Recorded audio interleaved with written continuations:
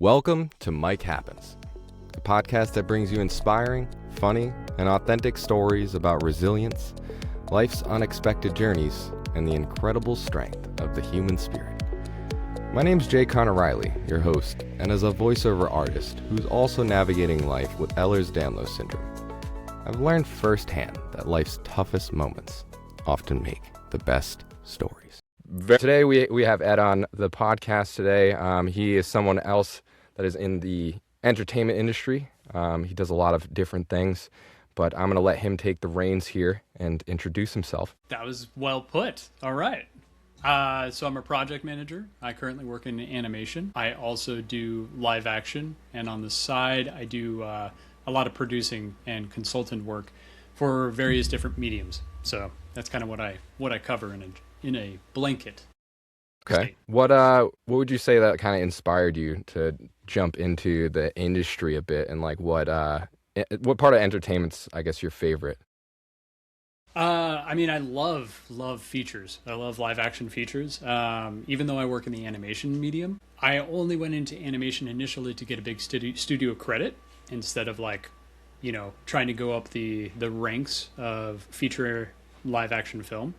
And the whole reason I got into it is, as a kid, I basically just loved going to the video store. We were talking about this earlier with a little bit of the community that I'm involved with, and just like VHS tapes. We used to rent them all the time during summer nights, and my grandmother let me watch like horror movies like no other. So like I had an affinity with like watching Vincent Price movies, like super campy, fake skeletons walking across the screen, like in some pyramid or something like that. And it was so cool. And she realized how much I loved it. So she ended up getting me this How to Make a Horror Movie VHS tape. It was amazing. I think I still have it in one of my boxes, but it's like, it just shows you the behind the scenes. And there's like this, I just remember ingrained in my mind, like this pit of maggots. And like the actor or actress had to jump in, and it was a whole thing. They were like writhing around and stuff. And then you realized all of the different elements that take place to make these things, and just how cool the puzzle is. And that's really got me what inspired me to get into storycraft and storytelling. So, yeah. Yeah, I've never I've never really thought about because I'm a big fan of like special effects and all that, and just a lot of appreciation, like Foley artists I've always wanted to dabble in, but just I never thought of like horror movies probably have like such a crazy special effects team that, like, and not saying like other categories of movies and stuff don't, but I'm sure horror movies are just like, they're just another level, Yeah. One perfect example of that is, in college you're doing some of your best work or most memorable work, right? In the case of like what's impressionable upon you, because the quality of the work is awful, but the actual work itself and the trying things out is just so much fun. We had this really nice house we were living in, and downstairs we were doing a 72-hour film festival that I helped start. And one of the other teams had asked me to like be in their movie. So I was helping out and letting them use our house. And in one of their special effects that I didn't know they were using was a squib. So what a squib is basically is like when you get hit by like a gunshot or anything like that and the blood spurts out. Okay. Yeah. I didn't know the official term for that. Yeah. There's like, it's like, you have impacts, which are the things that hit the wall and stuff, but then you have the squib that shoots it out. And the scene called for a squib shooting up, and fake blood went all across our really nice ceilings. Damn. That's not fun to get out. Stained them. Yeah, exactly. So then, like, when we had to give up the house after our lease was up, there's just this blood spray across the roof, and trying to have to explain that, right? Like, well, real blood will, it'll oxidize over time. That this stuff you can, go through that conversation. Yeah, and we're too dumb to go get a paint roller and paint it, because why would we do that? Instead, let's just keep it up there. Better story. Let the next person deal with it. Yeah. Find the real owners of the place, Mm-hmm. But yeah, exactly. And the just those special effects and just like the fun things that you go through, and like how you tell that story and how you get into it is just such a blast. And of course, now with YouTube, you're able to go search all that stuff. Like Yeah, for sure. we were lucky enough in college to be able to do that with YouTube, but not to the extent of today. Like today, you can find out anything. Oh, especially like, costumes, cosplay, all that. I remember a few years back, I think I mentioned to you I'm a stilt walker, right? I do the stilt walking thing. Yeah. And we end up basing one of our stilt characters because it was like I was a scarecrow. I was a scarecrow, but it was based off the Batman scarecrow from when he put on the mask and then he Like that did all. burlap sack. Yeah, Yeah. yeah. So we found this video on YouTube, and it was just like you get the styrofoam mannequin headpiece, and then you cover it in like all this stuff, and then like put fabric over it, and then you put the burlap sack over it, and like make sure it's the size of your head, and then you just let it dry for like you let it sit for like a couple weeks or whatever, or how long, I don't know. It had to dry forever. So yeah, like we made it, and then it ended up being a really cool costume. Most people didn't enjoy being in the costume because it's very claustrophobic, and it wasn't great. You had a rope around your neck, and you had you had the mask on. It just wasn't for everyone. And then you're on, I was on stilts. We had some ground people too, but the stilts was something. But it was cool because like I just post up at and then just jump out and like scare people because they're like, oh, that's a statue. There's no way this 9-foot scarecrow is real. And then I just, that was one of, the times that I really appreciate. Wow, YouTube really does something. I know you mentioned your grandma was kind of like a big introduction to some of your interests, especially like, that movie. What would you say was like kind of the chapter in your life, or, what made that change, or like, this is what I'm doing, and like started going after it, so to say? I mean, honestly, I always loved story. Is there a moment that it shifted, so to say? Well, there's a couple shifts, right? There's the video games, which I loved video games, and I just loved hearing the story and it playing out. I think the first time I loved story officially, but even before the horror movies, was I would read Native American books on their culture and their religion, basically the gods or their deities, essentially, right?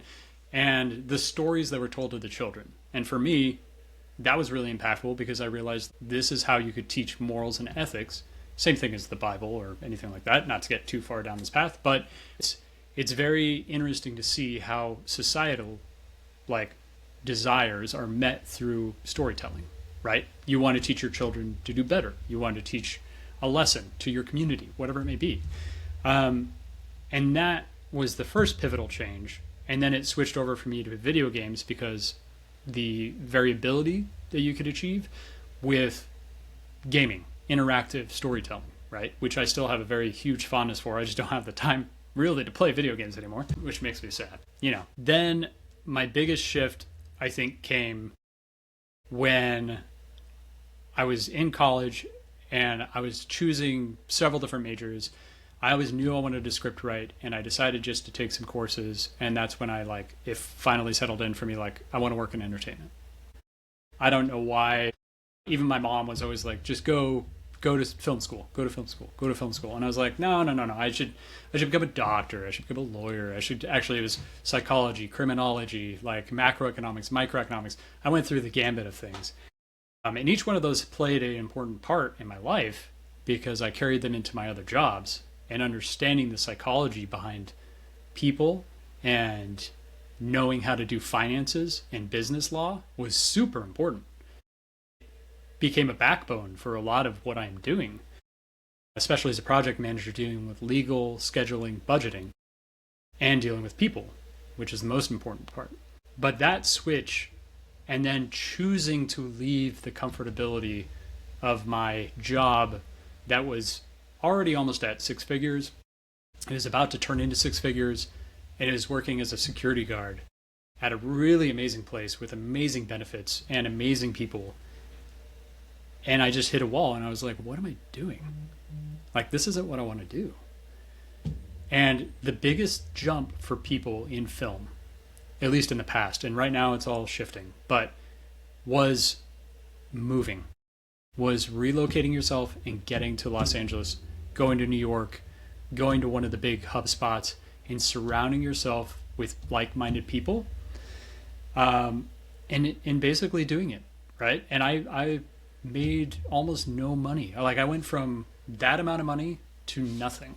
I had like, I want to say $5,000 to my name, maybe.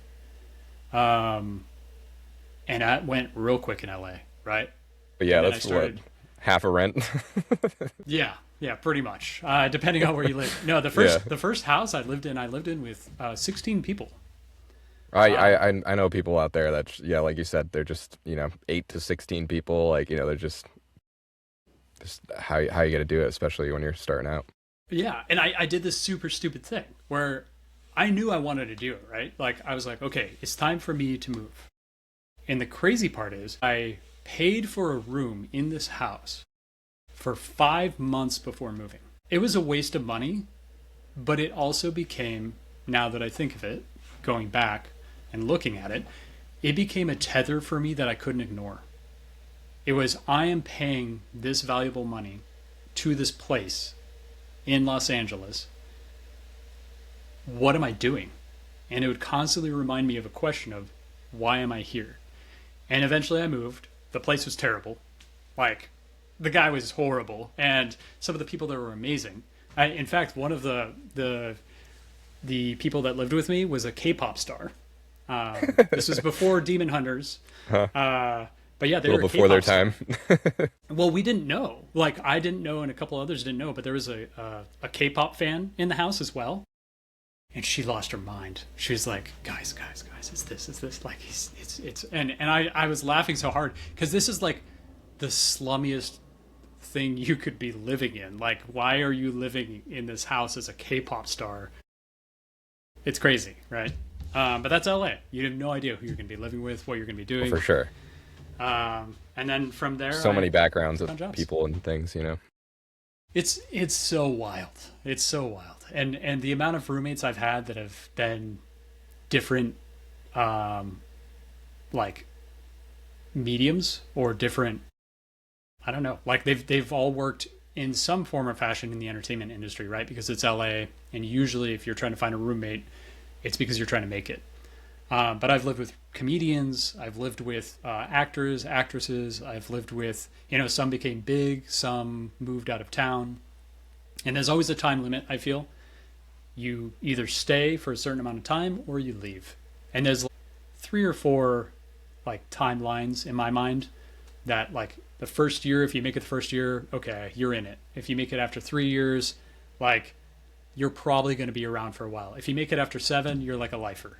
But if you try and you can't make it to a year, you're more than likely gone. Like, you probably will never come back.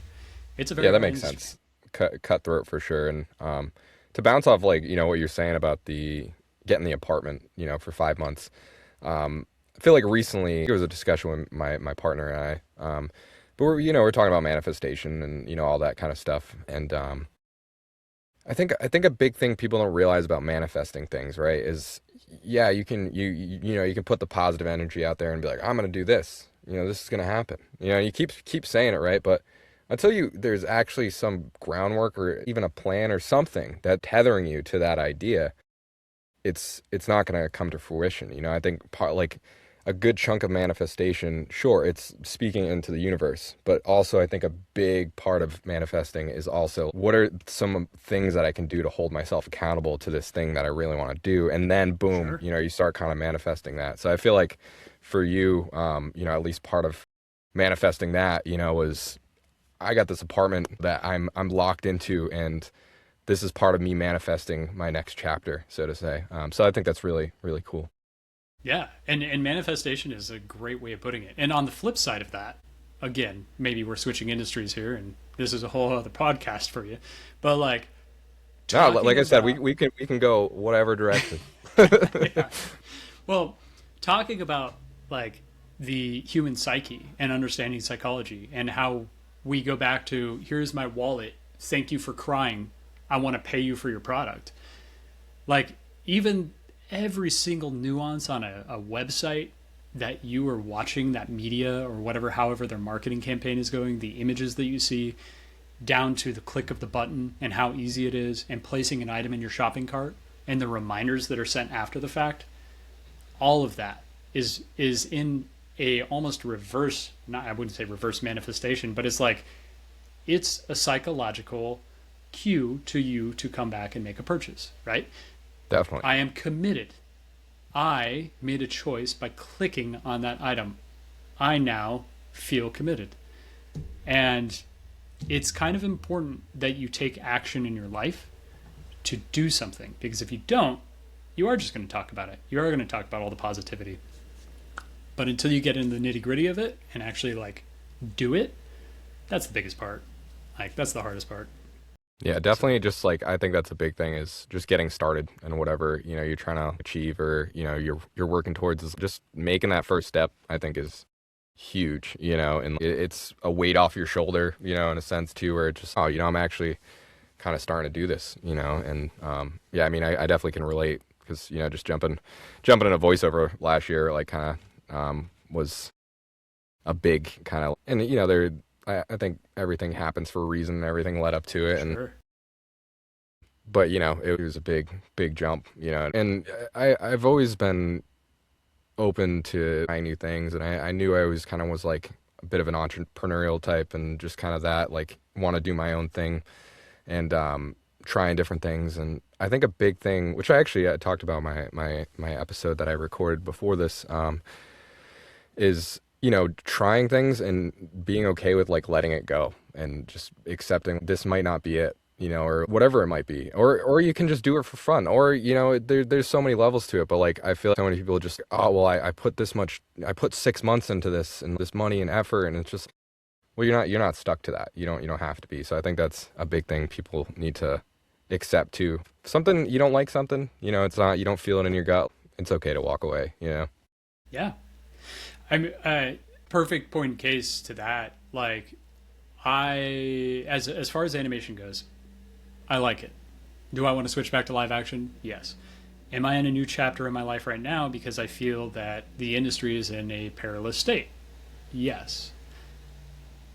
I am trying to learn multiple different things now, including AI, including, you know, which a lot of people hate, a lot of people love, but it's a necessity that's currently in today's society. And you kind of need to know. There's a place for it, and you can use it how you please, I think. Yeah.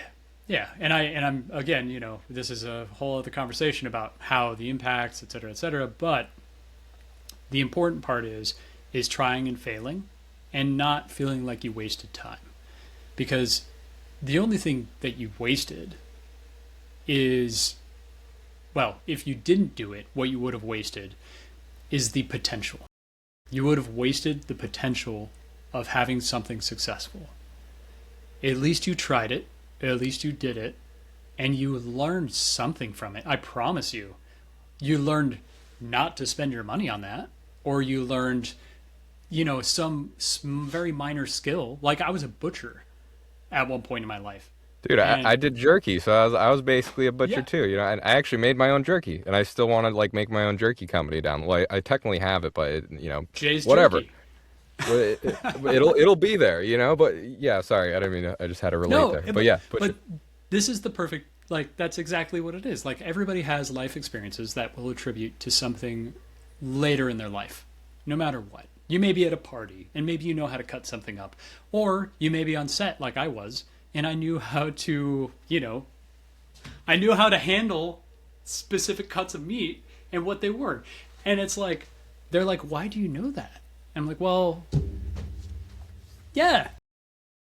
Yeah, you know, during, so you remember the Sony leaks when all the emails went out and, like, yeah. Yep. So that happened as I was working for a company, and all the companies went crazy. They're like, we need to beef up our security. All facilities now need to have, like, keypads and cameras and, like, all these physical security elements most of them didn't have. And they also had to, like, worry about key fobs and intellectual property and digital, you know, all of that. My boss was complaining about it at the time, and I was like, oh, you need help with that? And he's like, what do you mean? And I'm like, I worked in security and intellectual property for a very high profile client for a long time, and we did monitoring. We know how to set up cameras. I know how to do control panels. I know how to, and I literally met with a vendor and we knocked it out in like no time, and we had it up and running. This was also with the help of my lovely boss at the time. She also was a mentor of mine, and she was like, "Oh, you know how to do all this too? Cool, Ed, take it." And I'm like, "Great." And we put it all together, and he became certified, and he was able to accept business quicker than a lot of the other places. And that's because of past experiences you wouldn't actually expect in your career, right? So Definitely. I think a lot of people like forget that too, is like, I've been through quite a different ranges of things that I've tried, or, jobs and stuff. And I try to, one thing I try not to like see that as like a failed job or career or whatever it might be. It's like, well, in a sense, it's like free schooling. It's just you're getting these things that people are paying to learn, or, taking this class or whatever. And it's just, well, I went and got paid and have 2 years experience doing it, or whatever it might be. And it's just that is valuable, that the value that people don't always take with them, yeah, and learning something you're uncomfortable with too. Like a lot of people, they want the prestige of working in film, or they want the prestige of working in, for a company, a specific company. But a lot of the times they forget that you may not know something like social media or marketing or understanding how to deal with people. And if you go work for a job where you're uncomfortable doing that because you don't know it, the only reason you're uncomfortable is because you're afraid of failing. Like, there will be a point you understand it. Like, even if you grasp it minimally, there will be a point where you understand it, you're educated on it, and you have value to put into a conversation in the future. And it will get you leagues ahead of other people just by making that small commitment of doing something you're afraid of. Because they're probably afraid of it too, but they're not going to go and take the action that it takes to do it. Definitely. I think a lot of people, they give up before they give themselves a chance. And, I've been a victim of that for sure. Yeah. At points in my life, and just kind of like, overwhelmed, or, just kind of intimidated or whatever it might be, and just walk away from it, But, yeah, I think that's really important. Just giving yourself the time. And for me, like, sometimes when I'm not getting something or understanding it, eventually there's just like, there's a light bulb that goes off, and it's just like, oh, I'm getting it now. Like, I understand this, and I think a lot of people don't allow themselves to reach that point, so to say. Yeah. Yeah. Yeah, it's a weird world in how everything works, but it works. And you gotta like just trust everything that happens. Because you're gonna fail. You're gonna ultimately not succeed. You're gonna have somebody upset at you. You're gonna have somebody disappointed in you. But there's gonna be a whole lot more people that are accepting, happy, and approving, more than likely, unless you're doing something absolutely terrible. But you're going to learn, and it's going to take a little time, and maybe you'll meet their expectations later on after you learn enough. And that's kind of how it is. I think people, a lot of people appreciate like, vulnerability a lot more than people think. I think being vulnerable and just being honest and just straightforward, and I think that goes a long way for some people, and it's just, I think being able to allow yourself, yeah, I don't know what the hell I'm doing, or whatever it might be. And it's just, but I want to, and I think that's a big thing. Oh, so critical to be able to admit you don't know. So critical. If I have people that I'm hiring, and if you are a know-it-all, and if you keep telling me that you're aware of how to do something, and then you lie to me, or you just decide to deflect, it is such a critical failure point on the team that I don't want you. Like, I would Definitely. rather you walk in and say you have zero experience, zero, than the person that has a little bit of experience and brings down the team in a negative way, can't admit they're wrong, or fails. Like, I just can't.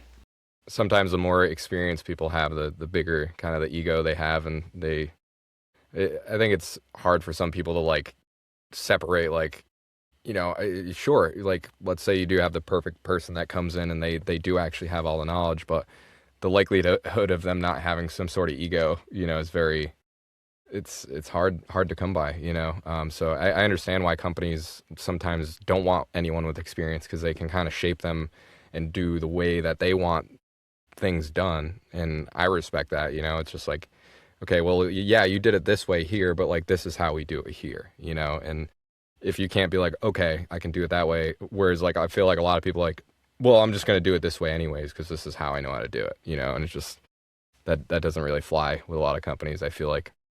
Right. You have to be malleable, otherwise, like, what's the point? There's always a new workflow, by the way. There's always something new happening. So. Right.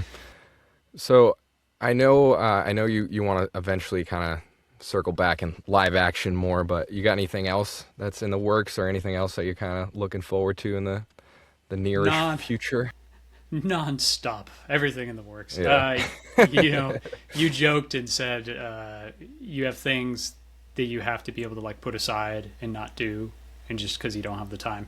I think I've told you this before. I have a list that basically is titled shit I'll never do, shit I'm never going to get done. Excuse the language, but it's true. No, it's okay. I think I've accepted swearing on the podcast, so it's Perfect. Feel free. Perfect. It's an explicit Sorry, no sponsors, guys, or something. I don't know what that does. Or bleep, bleep, bleep. Yeah. Bleep. Yeah, it's just the amount of ideas that you have. It's wonderful. We all have ideas. We all have things that could move forward, and there's a lot of ways that we can do them if we have the time to commit to them. Most of the time we don't. Most of the time we're trying to master one specific thing or a few things, but beyond that, there's going to be a whole lot of things that you want to do or you imagine are going to be amazing, but until you get the talent behind that, whether that be yourself or a team you hire, which will still take time to manage, they're not going to happen. So being able to sacrifice those things is insanely difficult, because you see the potential, you hear constantly the barragement over social media and all these people telling you, you could be a 60K a month today. You could be making this by tonight. That's not true. Like, they took a lot of time to get there. Like, even like for example, setting up this podcast. Not to your problem, but like mostly my schedule. It takes time.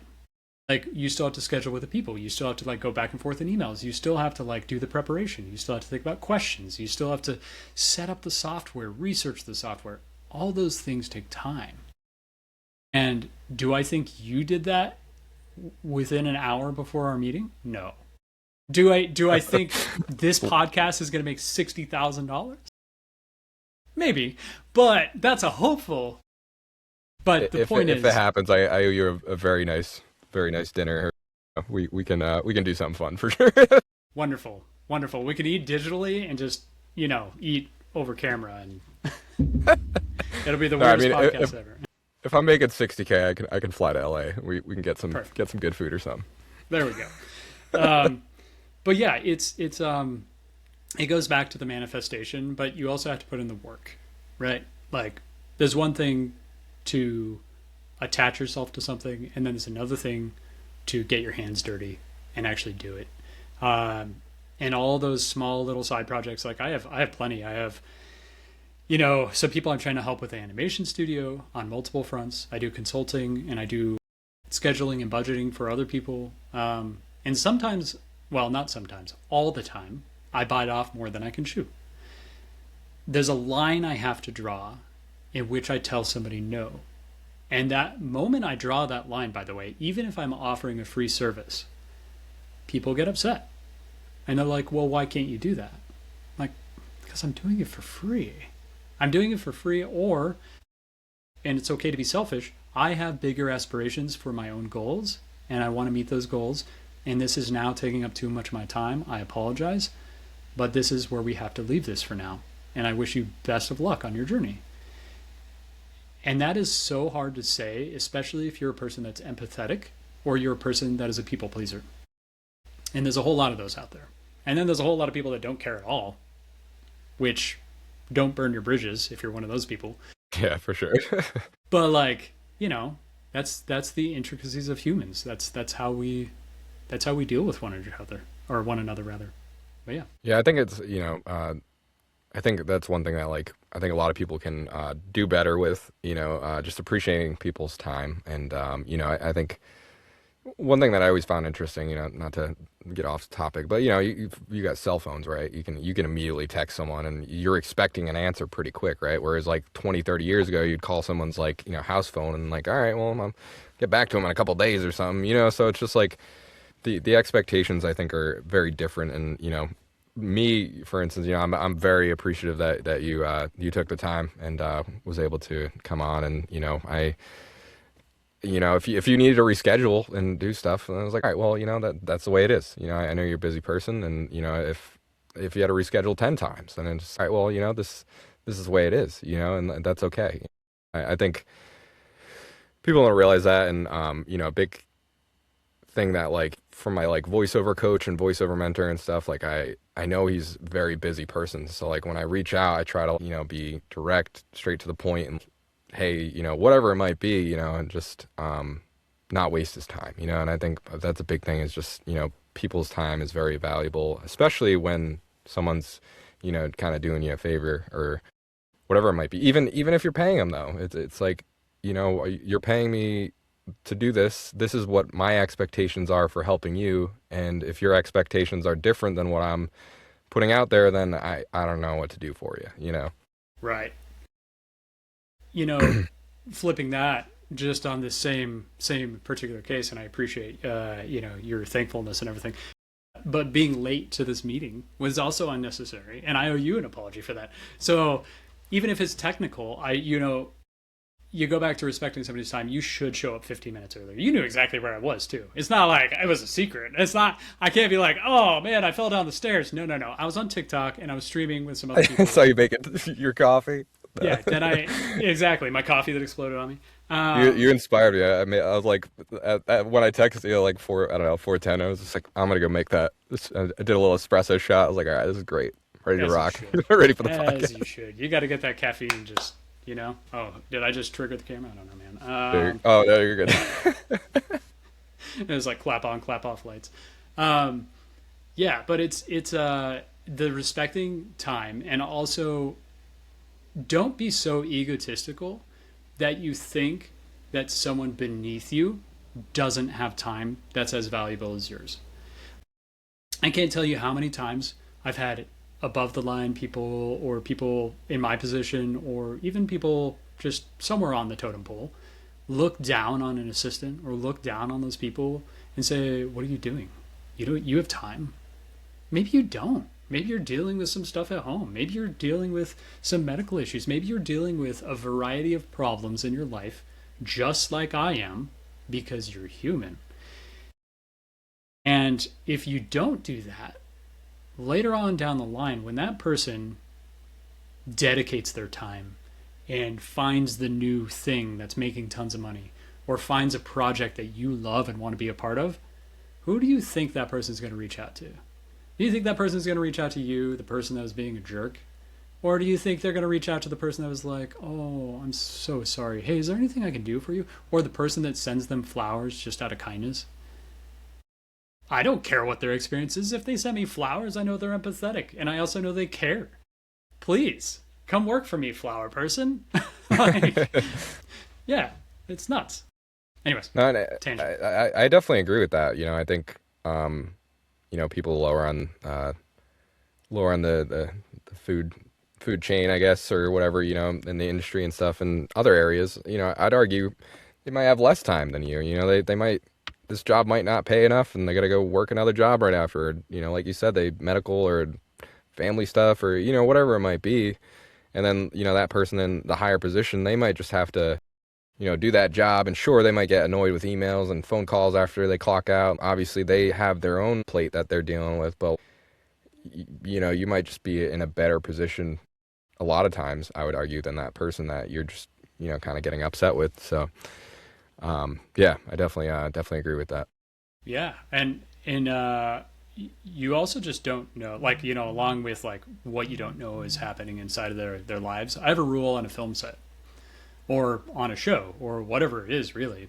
I try to my best, and sometimes I break it because we're all human, and I get tired and I get whiny. I try not to. Need a little bit of water, right? A little Yeah. sip of water. Yeah. Like, go get that Snickers bar, Go. Hey, Snickers, if you want to, Jay here is going to make 60K off of you, so why don't you go ahead and pitch it? But I'm his agent, 100K. Anyways. Yeah. He takes 110%. I'm kind of getting screwed out of the deal here. Yeah. We'll talk about that later. So the fact that you can kind of like know that when you show up to a job or even someone around you in everyday life may have been there longer than you, have worked longer than you, have been up longer than you, or they've had a super bad day, or someone in their life maybe passed away, just like that empathetic, humanistic quality, you have to remind yourself that.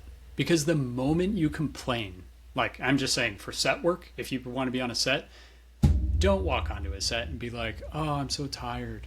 Because that person next to you probably has already pulled a double, or they've been on it for 5 weeks and they get maybe 2 to 3 hours a night, and you don't even scratch the surface. The only thing you do is look bad.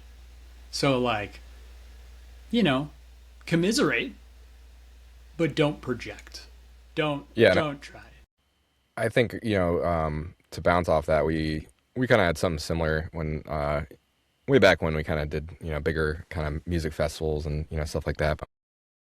But one of our big rules was like, just try not to, don't complain. Don't openly complain. And like, if something's wrong, like pull one of us aside and let's talk about it.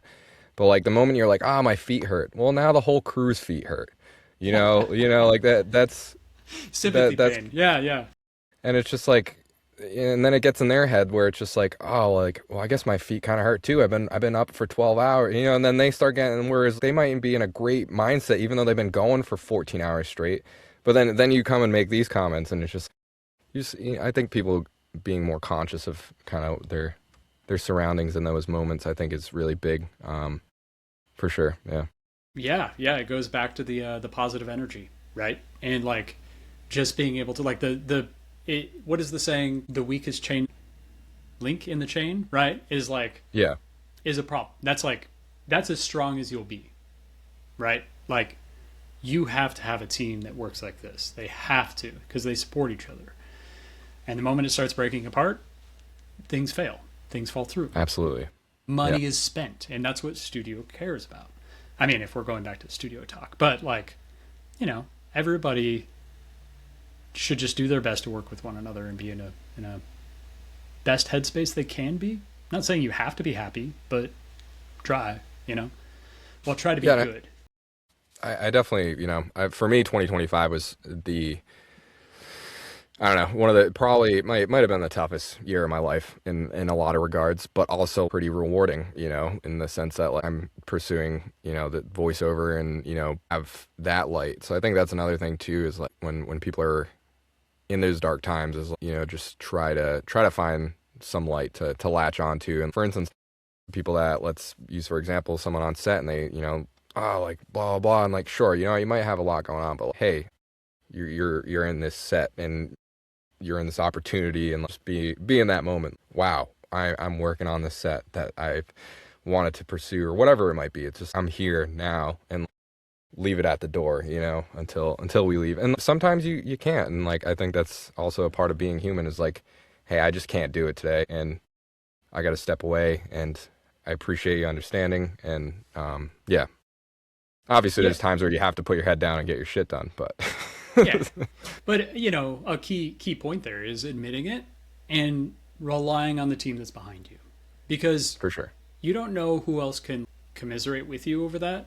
And they can also maybe give you some advice that will help lift you up, or just in general be there for you, maybe even in silence. But this goes back to like, yeah, sure, you can bury it as deep as you want. Sometimes you have to push through it, but not asking for help over something is kind of one of those failure points. I'm not calling anybody a failure, but I am saying like you should try to rely on those around you, because you'd be surprised on what people will show characteristically of themselves when you least expect it. Like some of my favorite people in the industry, some of my favorite people in life, arguably most, are the grumpiest. Like, so angry, nobody wants to deal with them. But when you truly talk to them, they're usually the ones that'll give you the no BS answer. And if you don't understand it, they'll be happy to yell it at you. But here's the key part. They're still yelling it at you. Some people won't even tell it to you. Like, those angry people are happy to get it across the table. And I am happy to accept it. And I learned something from that yelling. So, you know what? Hey, you be angry. I'm all for it. Bring me that. I that's one of the reasons, obviously I'm a little biased, but that's one of the reasons I really like the Northeast. And, compared to like other places, like even, LA, I always use like the sweatshirt analogy. Just kidding. I would say like, not everyone, but, obviously I feel like some people in LA are trying to like live up to this, I don't know. There's just like this level that they're trying to live up to, and whether they're doing like the fake it till they make it kind of thing or whatever. But I always use like a kind of sweatshirt analogy. And I feel like someone that is a little bit more passive or whatever might be like, oh, well, yeah, man, it's really cold. You should really have like a sweatshirt. Like, yeah, it sucks that it's cold. Whereas like someone in Mass or like Northeast is going to be like, dude, it's so cold. Like, what are you doing, bro? It's like -3 out. Like, here's a fucking sweatshirt, and like throw you a sweatshirt, and they solve the problem, and I feel like there's a lot. And again, I was just kind of using LA as an example. I think but I think for me, a lot of people in like the Northeast, they have that kind of cutthroat, like, dude, like, what are you doing, kid? And then they just like, then they blast you, and they're like, all right, like, okay, you good? All right, let's go, So, it's less of a problem internationally too, by the way. Like if you go out into another country, for a lot of places, they'll be like, what are you being? Why are you dumb? Like literally, like, what are you doing? Like, not just cold, but why are you making the choice you're making? Can you explain it? And they are caring. They are looking you in the eyes in a real uncomfortable way. And they are saying, please explain to me why your heart desires are wrong. Because I want to understand. And then you're like, okay. No, they're genuine. Yeah. And it's funny because I've gotten that too. I tend to research wherever I'm traveling, or, what I think it does nowadays. But I'll look, oh, this place was really rude or whatever it might be. And like, to me, it's just over here, you go order coffee. Like, all right, cool. Anything else? And it's like, it's a transaction. It's not like some people are obviously nice and everything. And like anything I can get for, and smile or whatever. But you go other places and to them, it's just, I'm sorry, you were just ordering a coffee. Did I do something to upset you? And it's just, well, you didn't smile at me and like, rub my back while you gave me the coffee, like. Yeah, 3 massages free, isn't it? With this. Yeah. Like, what's going on? But I always find that interesting because like, again, we recently went to Iceland, and I didn't really see it much. Iceland was beautiful, by the way. People were super nice. I really enjoyed the Icelandic people. But a couple of comments I saw on Reddit threads or whatever was like, yeah, some people can kind of be cold, and it's just, no, they're just not like, they're just doing their service. They're not smiling at, and sure, some people definitely smile, but like Americans, we're very much smiley and like, hey, cool, and that's fine too. But I think there's a few times I'm just, yeah, you just must be like from another less cutthroat part of the country, and that's okay too, I've certainly traveled around, the States quite a bit, and I've gone to areas that I'm just like, wow, you move differently here. Especially, you go down south in like certain areas where it's just, they're so much slower with their day and time and like their pace of talking, there's been many times where I'm talking and they're just like, what? And I'm just like, sorry, I will slow it down. My bad. And it's just like that we're just so, fast paced here. So Yeah, you have to be accepting to go faster or slower. I mean, it's just it's the momentum, right, or the rhythm. When I went to Costa Rica, for example, the whole pura vida thing, right? It's like, yeah, it's gonna happen when it happens. Like I ordered a drink, and it didn't come for like an hour and a half, yeah, and I went to the bar, because honestly, an hour and a half is a ridiculous amount of time yeah, to wait. that was a little bit much. They But when I probably went to the forgot. bar, they were talking, and I'm like, "Hey, that drink," and they're like, "Yeah, it'll come," and I'm like, I I instantly had a little American heartburn and then went, okay, you know what? I'm on a beach. It's lovely. I don't care. And then I went back and I sat, and eventually I got my drink and it was lovely. I wouldn't order from that bar again, but that is a lot of the culture. It is very slow, it'll happen type of pace, right? Yeah, the island time. Yeah. Yeah. And it's very much just dialed back, just like in the South in some spots, or in LA. There's different parts of LA. You just go to it. There's such a variety here. You go over into For Santa sure. Monica, and it's like beach vibes, and everybody's like cool and laid back, and it's nice, and yada yada yada. Then you go up over to the studios, or you go up into the valley, and it's like, we gotta get this done. We gotta get this done. Okay, where are we going? Okay, we gotta drive 2 hours. Okay, we gotta, and it's like, do we? Like, I Yeah, don't no, know. it's so interesting. I mean, again, the states are so big, so there's just even just LA alone is just very, very diverse and different things going on. And I think one of the biggest telltale signs, if you walk around like a city, you walk around New York, Boston, it's just like the speed walk, and people are moving, and it's so are their mouths. They're talking just as fast as they're walking. you know.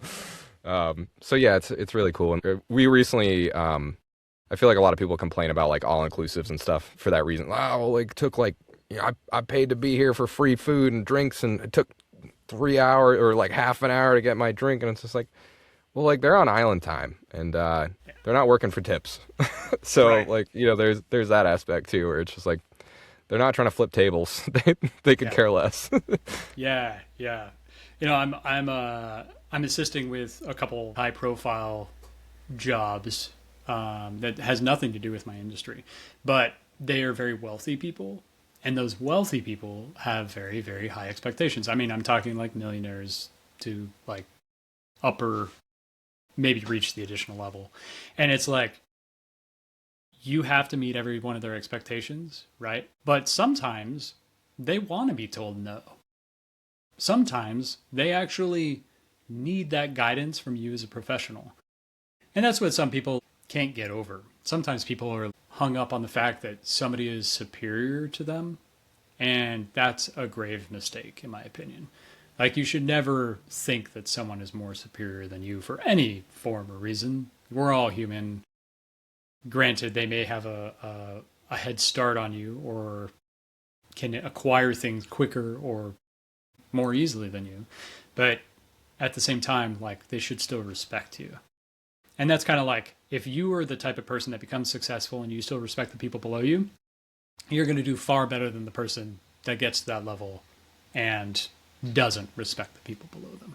So, Definitely. I think being able to, put yourself in other people's shoes is like a huge quality that, people definitely need. And I think, to bounce off what you said, yeah, like a lot of these higher up people, they might not have the experience or whatever, but usually, and, maybe if they might have gotten it passed down to them or whatever, but regardless, a lot of these people still, they're putting time in. And I think a lot of people don't realize, just like whatever the field may be, whatever they're doing, they're putting time in. And I think that's, you were mentioning earlier about, staying in LA for a year. I think most people probably fail because they're not giving themselves enough time, in a lot of different regards and different, whatever it might be, just giving yourself time, not even necessarily going 0 to 100 on learning everything, but just giving yourself the time, allowing yourself to fail, allowing yourself to win and make achievements. yeah. And, going back to your talk about 2025 being so difficult, and the fact that you reached your darkest hour, in the sense of like terminology and scripts and everything, as a character reaches their darkest hour, they're like at their lowest point. And that lowest point is typically when you actually forge your strongest like bonds. you're able to come out of the fire and you're able to acknowledge that something really impactful happened in your life. And those are probably things that you're going to carry with for the rest of your life. And they're going to be strengthened by the failure that you encountered. And you can't take that away from a person.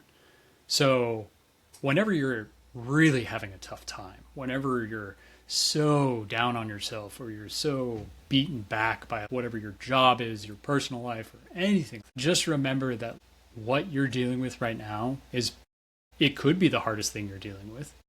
But in the long run of things, you're going to look back on it and you're more than likely going to be thankful for the experience you had, because you're going to have more of an understanding of how the world works, how things work, and how to handle situations for yourself as well as your community. Like, now you can tell other people about your experience. And not only is that therapeutic, but it's also, giving back. And that's kind of what our whole thing is, right? In this life. We're sitting here, teachers do not get paid enough money.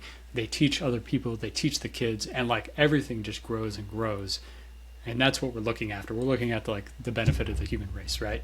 Essentially. So, I mean, you could argue it if you really want. Well, we're all spinning on this earth, depending on what you believe in for the first time, or at least consciously, we're acknowledging this. It's all our first go, our parents, grandparents, everyone. And I try to have that kind of sympathy too with people. It's just like, especially, your older kind of peers, or not peers, just, your elders, I try to remember, like, hey, this is their first spin around this here hurling object in the middle of the universe, so, and just being, the likelihood of us all being here at the same time, that's another level that I try to appreciate. Is just, yeah, people are like, oh, I wish I won the lottery. It's like, dude, you did, man. Like, you did.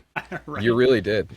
Like, you're a human. You got thoughts, and like you said, I think your toughest times definitely kind of show who you are as a person and what you can kind of bring out, and, some of the directions you want to go. And, I think, diamonds are built under pressure, right? Is that the saying, so to say? Yeah. Yeah, I think so. I think that's the saying. Yeah, it makes sense, whatever you just said. So, yes. And I also love talking to the older generation regardless. I love talking to people that, honestly, that are my senior, that are seniors in living centers, whatever it may be, because, seriously, ask them a story. Ask them to tell you about something that they encountered in the past. Write down a list of 10 things you would want to know about, let's say, your favorite person in the world, right? Your biggest icon. If you met, like, let's say, well, I don't know if it's the right person, Michael Jackson, for example. Like, what was the most impactful? What are the key moments? And now take all those same questions and you go ask those same questions to someone in a nursing home that's sitting there, and they more than likely go out on the same balcony every single day and listen to the same thing, listen to the same music, dance to the same thing, eat the same food. And I guarantee you they're going to have some interesting stories. They're going to be able to tell you about a time that wasn't then and now that probably trumps a lot of your cool stories that you're currently living in your life. Maybe not, but the chances that 10 of those people won't be able to are so slim. You're going to find so many cool stories, because that's what we do as humans. We experience things, and we take those experiences and we actually craft the content, the scripts, the media that we ingest on a daily. There are heroes. There are enemies. There are nemesises. Those are the character flaws that we build and construct in our lives. And that's, uncovering them is a journey in itself. And it's so much fun to do. Anyways, I could talk on that for a while, but I won't. No, I mean, I love that. And, I think that's a big, part of the podcast. I definitely want to bring on people with stories and, people talking about like how they got where they are. And I think it's fascinating, just learning about like, your grandma being the inspiration that like, that was kind of might have been the butterfly effect to you getting into the industry, you know, and that's just super, super cool to me, you know, to see those things. If I didn't start doing voiceover, we wouldn't be having this conversation. I probably wouldn't know what the heck you are, you know? Yeah. You know, shout out to Ken, you know, Ken connected us. But he's now you know, on YouTube, and here's his plug. Just kidding. Dude, I was like, I feel like he's on live quite a bit now. I was like, I feel like I always see him. It was impressive. I was like, nice, dude. You're killing it with the live game, you know? You know, even no matter how successful you become, he's one of those cases that you can be super successful and you can love what you do, or you don't love what you do and you still want to find meaning. And I don't know, I haven't like fully invested into like breaking down psychologically what his motive or anything is, not to make this entirely about him, but it's important to take in consideration that like when you find something you love, you should go with it. And definitely, if you don't like what you do, it's not the be all end all, and you can change the things you're doing. And if you find enjoyment in like similar to what he's doing, if you find enjoyment in streaming, or you find enjoyment in like just taking a break from your constant daily, do it, because it's only going to improve your life. Like, absolutely. Sometimes you need to step away. And I'm not saying, I don't know if that's what he's doing, but like, I know he enjoys it. So yeah, no, and I would love to I might have to ask him to come on, you know, because I find he's a definitely interesting character, and you know, he seems like good vibes and, you know, a good dude. So I appreciate kind of what he does too. So and he's really big on marketing, like we were talking about earlier, and the psychology behind marketing, and being able to like pinpoint sales and stuff like that. And that's just a whole other chapter in your stories, right? Like there's absolutely, so many people for sure, right now that are changing the landscape of marketing with the new technology and the way we're consuming content. It's ever evolving, and I think it's so fascinating to hear what people are doing, even like the newest of people. Like, it's really cool. I think this podcast is, you know, obviously telling stories, inspiring, and kind of bringing people on, see what gets them going. What's some things that, you know, that have helped you kind of adapt and overcome and just keep moving forward, and just, yeah, I'd love to know a little bit more what helps you move along. And it's a good question to ask yourself, honestly. Like, we all should be asking ourselves, like what motivates us, right? For me, I just wanted to pinpoint something that I really enjoyed, and it's hard to live in a world where you have to make ends meet and do the things you love, because that's not always possible, right? But don't let go of the things you enjoy, nor the people that are around you, because ultimately those are going to be the pillars in your life that support you the longest. And for me, those people that surrounded me, whether it be my partner, my friends, my family, all of them contributed to where I am today. My professors, who I still stay in contact with, because, I mean, they got me here. And most people just leave their professors and never talk to them again. But that doesn't mean that connection should be lost. People in your life are going to be the biggest thing that are probably going to influence you, whether you like it or not, right? It could be bad or good. definitely, And those failures you encounter with those relationships, because I have a very firm belief, belief that my job is essentially managing people. I manage vendors, I manage artists, I manage, you know, people involving in finance. I help, like, and not just manage, by the way, on an equal playing field across the board. I work with, I collaborate, just like this podcast here and now. You don't know what's going to come up, or when it's going to come up, or who you're going to meet. That could entirely change your life in like a second. And if you keep an open mind and you actually think about your daily and get out of your own headspace and allow that to happen, I have a firm belief that you're always going to end up doing something good, or at least having an experience that you can appreciate. So that's kind of like where I'm at. I really enjoy that. I like that. And, you know, For me, I definitely, I've appreciated kind of our relationship so far, and just getting to know you more, and like bringing you on and like hearing some of your stories and kind of what makes the cogs go in Ed's head is really The creaky ones. really cool. Yeah. Yeah. Hamster on the wheel. But yeah, I mean, I think that's a big thing that, especially people that are empathetic, I'm also an empath myself. But just, remembering who was there before you put the bread in the oven, and before things kind of got going, and the people that help you make the bread, and you hit the place you want to, and you're sitting on the beach with your drink that came an hour and a half later, and you're like, I did it, Those are, I feel like, just appreciating the people that were there before things came to fruition. I think that's a big thing, and not to knock people that come after and get a little slice of the bread. I think having that appreciation for people that were there from the beginning, or that just helped you along the way, helped you with failures, helped you with success. I think that's a big thing.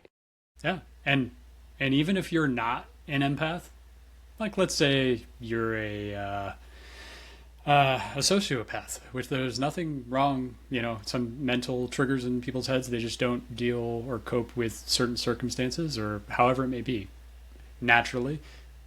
Those people still are going to help you, and you're still going to get to a place through knowing people or some sort of collaboration. So no matter what, whether you're doing it for yourself, you're doing it for the feel good, the deal, like just to grow, it exists. Like people exist. Absolutely.